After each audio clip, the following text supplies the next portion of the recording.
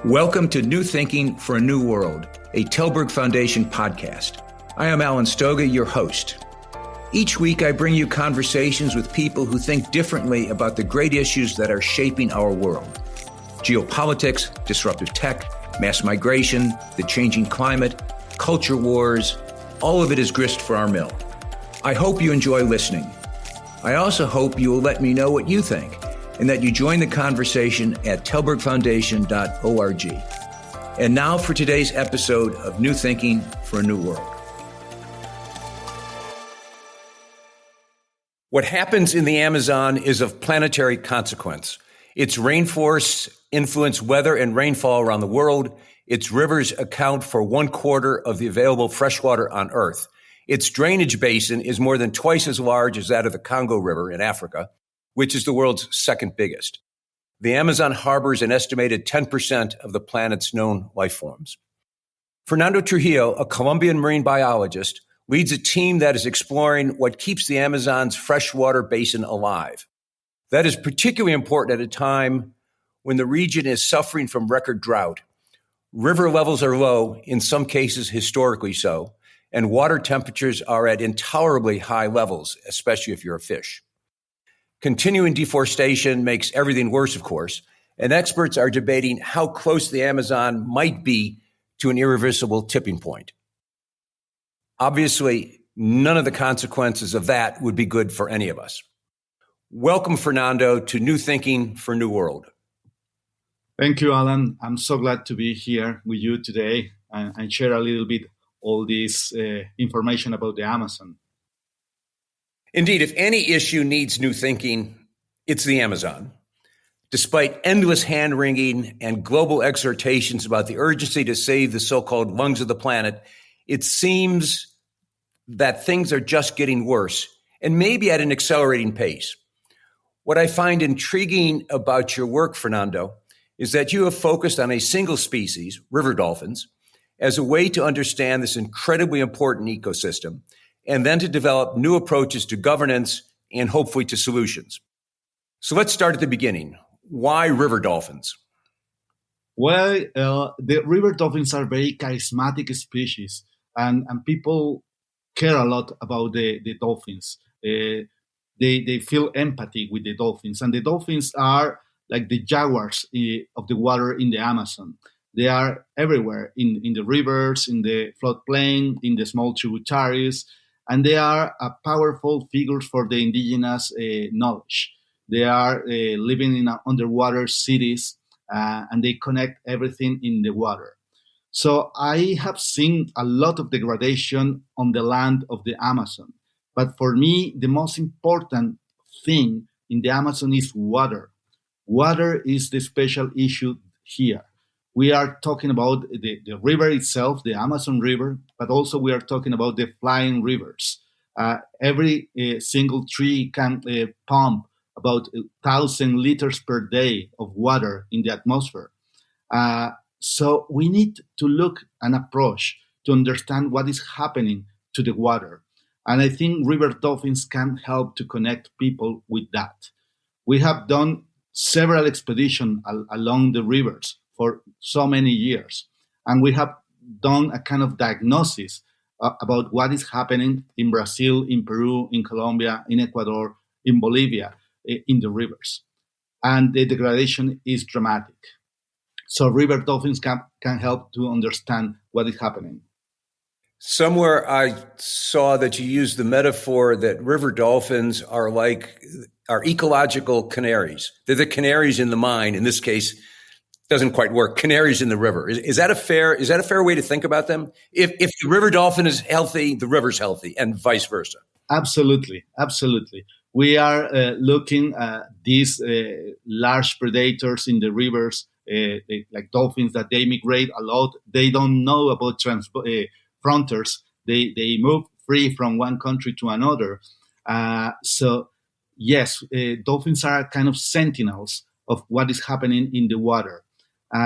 If you have healthy rivers, you have dolphins populations, you have fisheries, you have people living there. During the expeditions, I am quite shocked in some areas when you are just sailing and you cannot see anything in the water. No fish, not aquatic birds, not dolphins, not fisheries. And I'm starting to call these the deserts of water in the Amazon. I don't know if pollution and human intervention, but this ecosystem look like empty. So the dolphins, in some way, are showing that there are still some hot spots of biodiversity in the rivers. We are now, Excuse me, let me just interrupt. Hotspots in a positive sense. yes, hotspots in the sense that they have a lot of aquatic biodiversity. Areas with manatees, areas with otters, areas with fish, dolphins, aquatic birds. So this is a hot spot in aquatic biodiversity. Last year, there was a mass kill of river dolphins in Lake Tefe in Brazil. What happened? Well, that was a very incredible situation. We were not prepared for that. The water just reached a very high temperatures, more than 100 degrees, Fahrenheit degrees in the water. So the dolphins were not able to escape to deep waters or to the main rivers because the drought was so severe and so quickly. So the animals died for a thermic shock. In one single day in September, 13th of September, 78 dolphins died in one single day. We were not prepared for that. We still are trying to understand really what happened, why dolphins don't escape to deep waters. And also at first, we were thinking about a kind of toxin from algae that is quite common with this stress, physiological stress in the water happen. But after all the necropsies of all dolphins, the vets didn't find a strong evidence of toxins. So far we know that is the temperature of the water. And we were not expecting this. The story for us changed last year with this. And all the governments are very concerned because it wasn't only the dolphins, was millions of fish that died. And the human populations were isolated in small tributaries and they were not able to move from these areas. They don't have rain for water to drink. And the situation is the same this year. We are not losing dolphins because we are implementing some protocols trying to push dolphins to deep areas in different ecosystems. But still, we have the problem with the isolation of the village of people and also the massive death of fish. So this climate crisis is coming to stay, and we need to adapt and we need to look for solutions for that. Let's talk for a second about the drought. I've seen various numbers for various parts of the Amazon. Of course, the Amazon basin is huge, so you get different circumstances in different parts of it. But I have the overall impression that the drought, as we measure things, is historic in the sense that we've seen less rainfall for a longer period of time than, at least in some places, has ever been recorded before. I think it's a combination of factors, Alan. You have a lot of deforestation, so you are losing all these trees that are pumping water into the atmosphere. The temperature of the land is just going up, and if you don't have trees, you start kind of desertification in so many areas. And also you have a lot of fires. We have a record this year of fires in South America, not only in the Amazon, but also in Pantanal. You can see all the forests in fires. And it's very difficult to understand why, for example, the upper part of the Amazon, that is the more wet part of the Amazon, still is in fire. So it's a combination of factors there.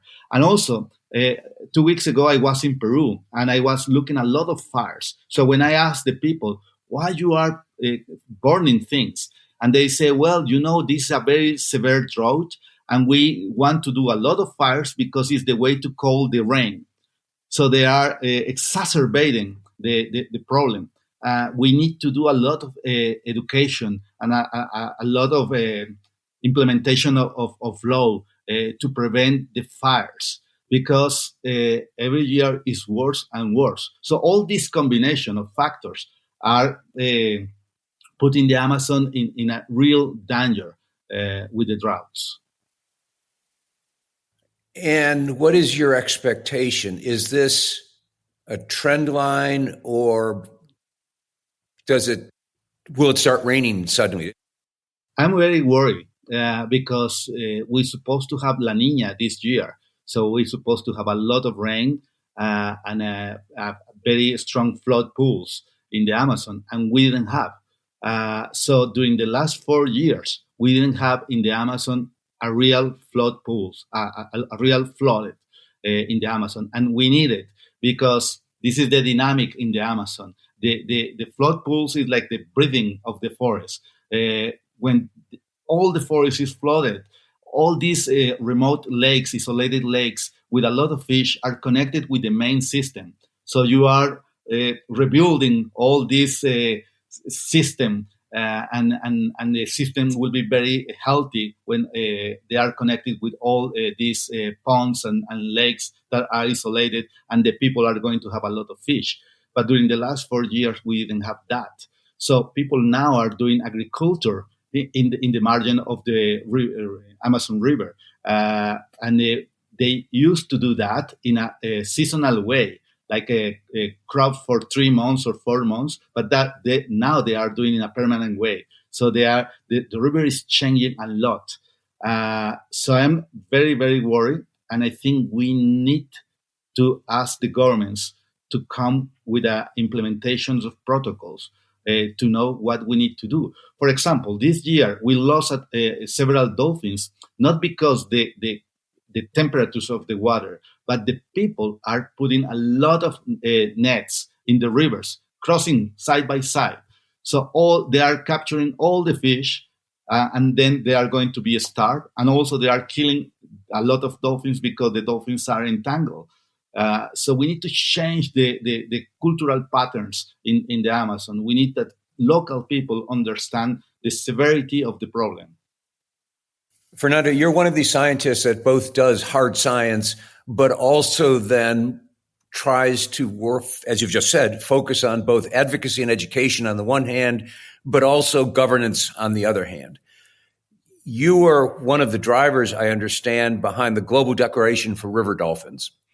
What is it, and where does it go? Well, I'm so worried because if you think about the number of people living in the rivers where there are river dolphins, it's huge. It's 1.6 billions of people living in those rivers. So around the world. Yes, in Asia and in South America where there are river dolphins. So the 20% of the whole human population are living in that rivers. So the impact is huge. So we need the governments to be committed with the conservation of the rivers, and we need to act now. So the Global Declaration for River Dolphins invited 14 countries where river dolphins inhabit. And so far we have 11 countries that signed it. And probably at the COP16, we are going to have another one signing the agreement, the Global Declaration. And what is this about? All the governments have different policies and laws about deforestation, about mining, gold mining, about restrictions of fisheries. But sometimes they don't know how to put in place. And with the river dolphins, we are creating this opportunity for the governments to look in a small scale, for example, in Ramsar sites that are in wetlands of international importance. They have a management plan. So we are helping the governments to put in place all the laws and resolutions they already have and policies for deforestation, for fisheries, for pollution. And the governments are understanding that this is a real possibility to look for positive changes. Because now, with all this narrative around the Amazon, where everything is going bad, we need positive news. We need to scale these positive solutions that there are in some areas of the Amazon. It's the only way we can find an agenda to build something strong to protect the Amazon.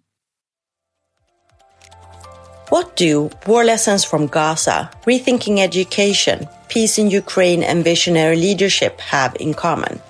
They are all themes from recent episodes of this podcast. Check out more episodes on thalbergfoundation.org or on a platform of your choice. Let me be a cynic for a moment, which is to say that there are no shortage of global declarations on this or that. We've had a whole series of COP meetings over the last decades, yet everything gets worse. So this is a very targeted initiative that you and others were part of, focused on river dolphins, as you've explained, because they really are the canaries in the mine in some sense for a significant number of people in the world. Why? I don't want to say are you optimistic. I don't like optimism or pessimism. Why do you think this declaration will actually move these governments not just to codify what they've already agreed to do, but actually to do what they've already agreed to do? I think because we are including in that equation also the big companies and big organizations, and we are finding money to invest in solutions. With the Global Declaration, we invited the World Bank to be part of this panel. And the World Bank is putting money for developing infrastructure, for example, in Asia, in India, in Nepal, in Bangladesh. And they have a huge projects. And after the Global Declaration, they invite us to try to know how they can implement protocols to create a red light in their projects and say, okay, here, I cannot invest money or to build infrastructure if we don't have some mitigation measures for river dolphins and for rivers. So now they are developing protocols in Asia for river dolphins and to monitor the rivers. So things are changing a little bit. And also, for example, we are looking for economic solutions for the local people. So we put the dolphins as an example of good tourist sustainable practices. The fishermen now are in trouble because they are not having access to a lot of fish. There are some fish population that are overfishing. So now these fishermen are taking tourists to the areas, and they are earning more money with dolphins than with the fisheries. So we are starting to connect all these things. We are looking, for example, the illegal gold mining that are just putting a lot of mercury in the water. And we are looking with a lot of experts in different parts of the world how to change the technology, how to avoid the use of mercury and use other technologies to extract the gold. So this is the kind of solutions we are building around the dolphins. But at the end, we are not talking here about dolphins. We are talking about the health of the rivers and the people.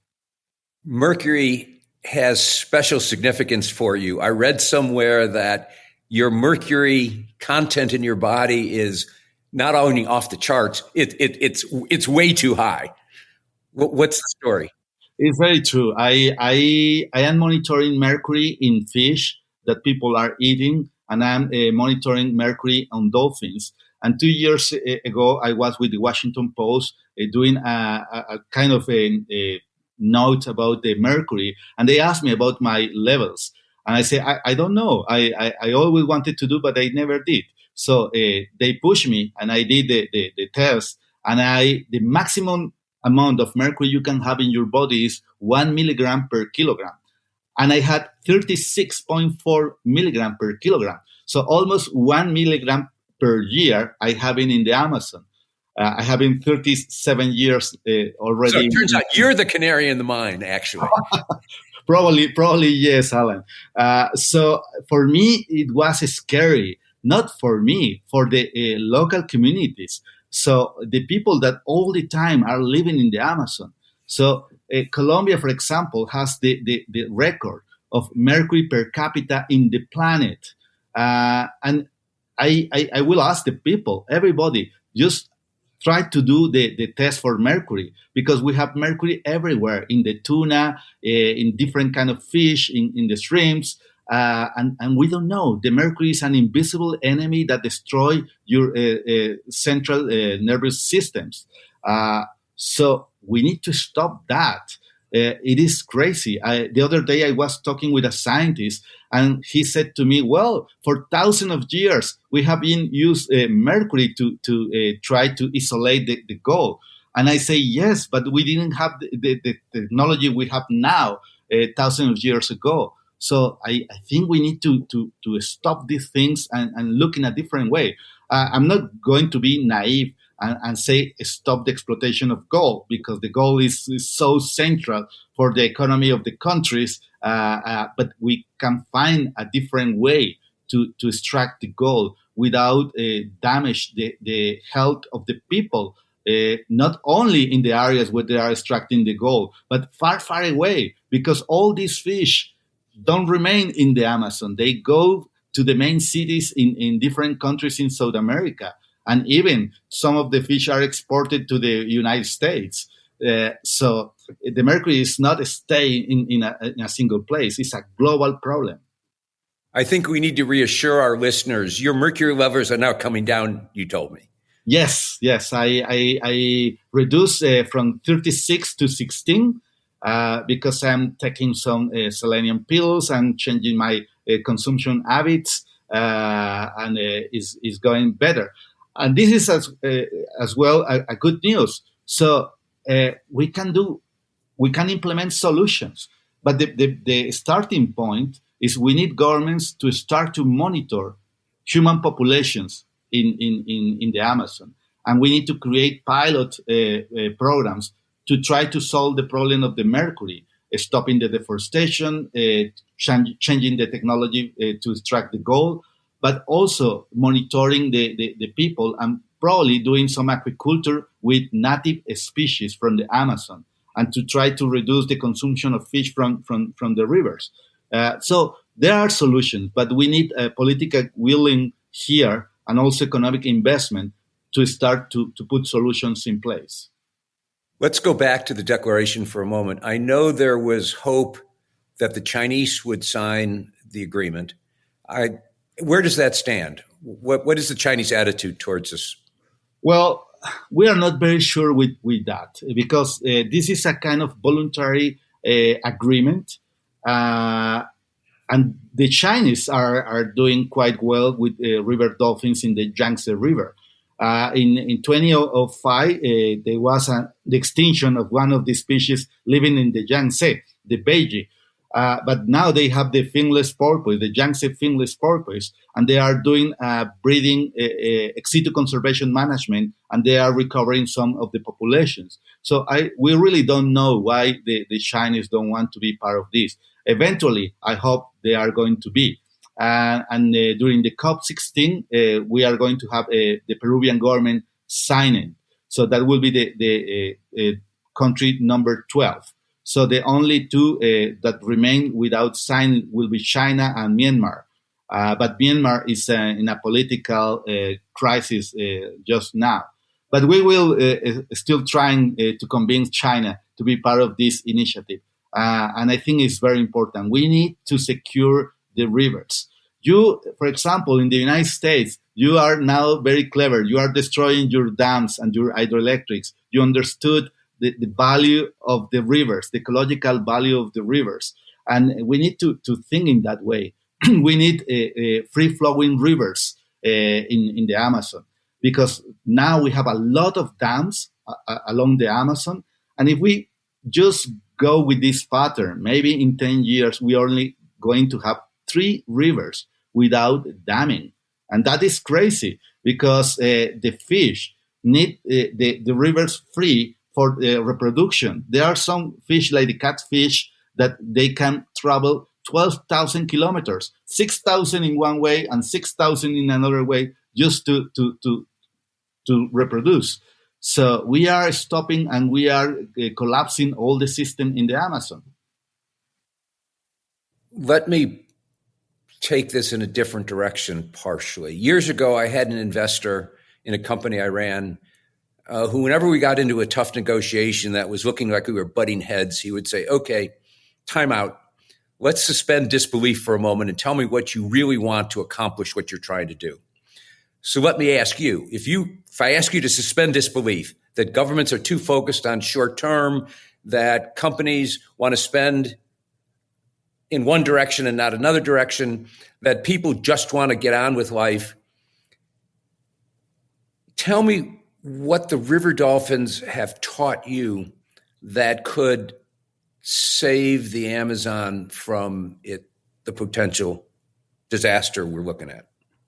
Basically, with river dolphins, we are showing the people the importance of keep the connectivity of the rivers and the health of the rivers. And we are connecting to the dolphins all these problems about human health, loss of habitat, loss of biodiversity. But Alan, the main problem for the Amazon now is not deforestation, is not pollution, is the organized crime in the Amazon. We have a very low governance in the Amazon, or in some cases, they are not governance at all. So the organized crime has almost 500,000 people working very organized to do the extraction of cocaine, illegal gold, trafficking animal species, and also timber.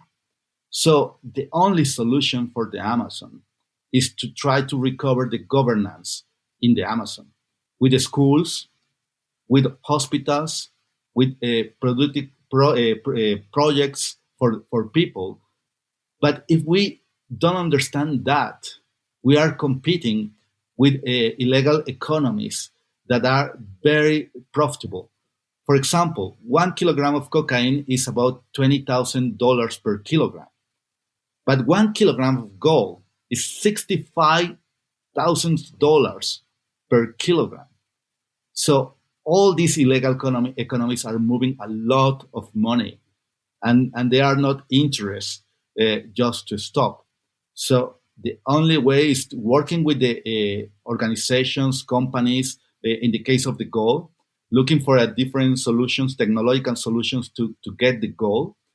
And we need to enforce the presence of the governments. And this is a very long discussions in the planet. Sometimes the United States or the European Union said to Brazil, okay, what about to create a body of countries to protect the Amazon? And we say from South America, no, the Amazon is ours. We are going to protect, but we are not doing. We are not doing in a right way. So we need to look for figures to really protect the Amazon. That is the conundrum. It is a series of global problems with global consequence, but governance is national. And you have that juxtaposition between where the problem is and where the power is, perhaps, which could be insoluble unless we can come up with different governance structures, different governance forms. Because I'm sure the Brazilians, I've had Brazilians say to me, it's our Amazon. We'll solve it or not solve it. So don't offer me money. Don't offer me troops. Don't say you're going to come in here because you're not. What makes you optimistic that Gordian knot can be cut? Well, or maybe optimistic may be the wrong word. Maybe hopeful is a better word. Yes. Well, I think the governments now are understanding that we are in a crisis in the Amazon, and we have the Belém summit last year with all the presidents around the Amazon, and we have the vice president of the United States and the president of France in Belém de Pará with all the presidents talking about what we need to be done in the Amazon to protect. And they came up with 113 different actions. And by the way, one of the actions, the number 57, was the conservation management plan for river dolphins, because it was an example. It is an example of transboundary cooperation. So this is a very positive thing. But the problem with these 113 actions, they are very good, but we need to look the way to implementation, and it's not so easy. But at least now the governments are identifying that we are on the clock, and we need to act now. You're starting this conversation talking about the tipping point for the Amazon.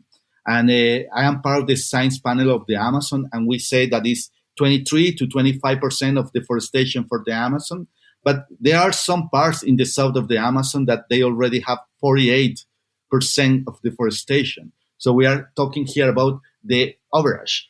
And also, we need to change a little bit the focus of our solutions. We are working a lot with international cooperation to solve the problems in the deforestation areas. And that is fine. But don't forget the areas that are still are in good conditions. Because if not, we are only being reactive to the problems. And we need to be proactive and to plan in advance what we need to conserve in the Amazon, what is the connectivity that are most important for us to avoid the loss of biodiversity and the loss of water and the climate crisis. So now we are talking about that. And I think it gave me a little bit of optimism. There's already a path that we need to follow.